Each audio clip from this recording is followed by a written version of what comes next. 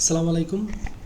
আজকে আসলে দেখব যে আমরা হচ্ছে গিয়ে আমাদের ক্লায়েন্টের বা আমাদের নিজেদের বিজনেসের জন্য হচ্ছে গিয়ে যদি কারো কাছ থেকে আমরা কোনো রিভিউ নিতে হয় বা কিভাবে নিতে পারি এবং খুব সহজেই তাকে একটা লিঙ্ক ক্রিয়েট করে কিভাবে দিতে পারি যে আমাদের ক্লায়েন্ট বা আমরা হচ্ছে গিয়ে যার কাছ থেকে রিভিউটা নিব সে জাস্ট একটা লিঙ্কে ক্লিক করে সরাসরি রিভিউর মধ্যে চলে যাবে এবং সেখানে গিয়ে 5 স্টার দিয়ে আমি যেই লেখাটা লিখতে বলবো সেটা লিখে সে রিভিউটা দিয়ে দিবে।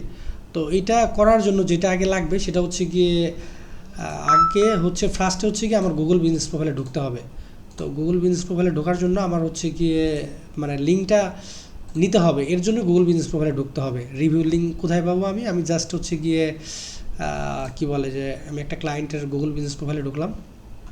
আচ্ছা, ঢোকার পর হচ্ছে এই যে আস্ক ফর রিভিউ, এইখানে যদি আমি ক্লিক করি আমাকে একটা লিঙ্ক দিবে।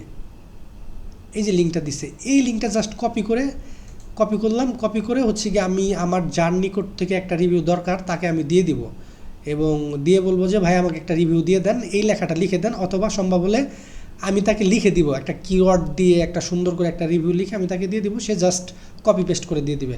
কারণ হচ্ছে গিয়ে ক্লায়েন্টরা হচ্ছে গিয়ে খুব বেশি প্যারা দিতে চায় না আর কি, ঠিক আছে? যে কি বলে যে যাই হোক, তো ওই প্রসঙ্গে না যাই। তো আমি কিভাবে তাহলে লিঙ্কটা কপি করলাম এটা আমরা আসলে শিখতে পারছি বা দেখতে পাইছি বা বুঝতে পারছি। তো এখন হচ্ছে গিয়ে লিঙ্কটা যদি আপনাকে কেউ দেয় তাহলে আপনি কিভাবে রিভিউ দিবেন? তো সর্বপ্রথম লিঙ্কটা নিয়ে আপনার গুগলে সার্চ করতে হবে, লিঙ্কটা পেস্ট করতে হবে, পেস্ট করে আমি ইন্টার দিলাম, মানে ওই লিঙ্কে ঢুকলাম। ঢোকার পর এরকম একটা ফিচার দিচ্ছে আমাকে, যে সরাসরি এখানে এই যে জাস্ট 5 স্টারে ক্লিক দিয়ে এইখানে আমার যে আমি যে কাঙ্ক্ষিত যে মানে আমার আমার হচ্ছে গিয়ে কি বলে যে আমি একটা টেক্সট কপি করি, সাপোজ কি বলে যে যে এই লেখাটুকু আমি কপি করলাম, যে এটা একটা রিভিউ। তো আমি জাস্ট কী করলাম, এই লেখাটা আমাকে দিতে বলছে রিভিউ দেওয়ার জন্য, তো আমি এটা দিয়ে এই যে পোস্ট, এখানে পোস্ট দিয়ে দিব।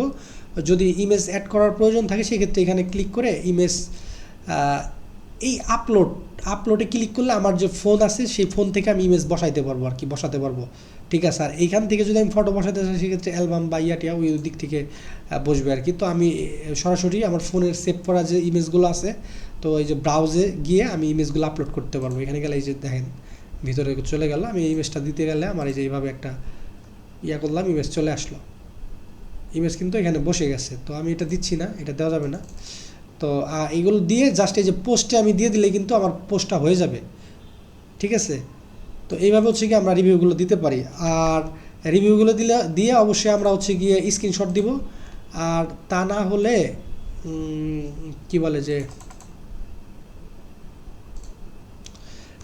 যেটা করব আর কি, সেটা হচ্ছে গিয়ে আমরা যে রিভিউটা দিচ্ছি ওই রিভিউর লিঙ্ক কপি করতে পারি। যেরকম এই যে এইটা একটা রিভিউ, তো এই যে শেয়ার আছে, আমি ক্লায়েন্টকে বা আমাকে যে রিভিউটা দেওয়ার জন্য বলছে আমি তাকে কি করতে পারি, এই লিঙ্কটা কপি করে এই যে শেয়ার, এখানে ক্লিক করলে একটা লিঙ্ক দিবে, এই লিঙ্কটা কপি করলে জাস্ট তাকে সেন্ড করতে পারি যে ভাইয়া দেখেন আপনার এই লিঙ্কে ঢুকলে পরে আপনি রিভিউটা দেখতে পাবেন, বা সে জানাই আর কি।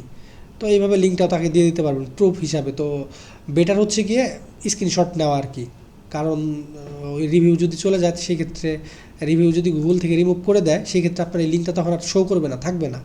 তো সেই ক্ষেত্রে বেটার অপশন হচ্ছে গিয়ে একটা স্ক্রিনশট মানে নিয়ে তাকে দিয়ে দেওয়া আর কি। তো সেও এটা পরবর্তীতে কি বলে যে এটা ভেরিফিকেশন করতে পারে যে আপনার রিভিউটা আছে কিনা, বা আপনিও দেখতে পাবেন যে আপনার রিভিউটা আছে কিনা, ঠিক আছে?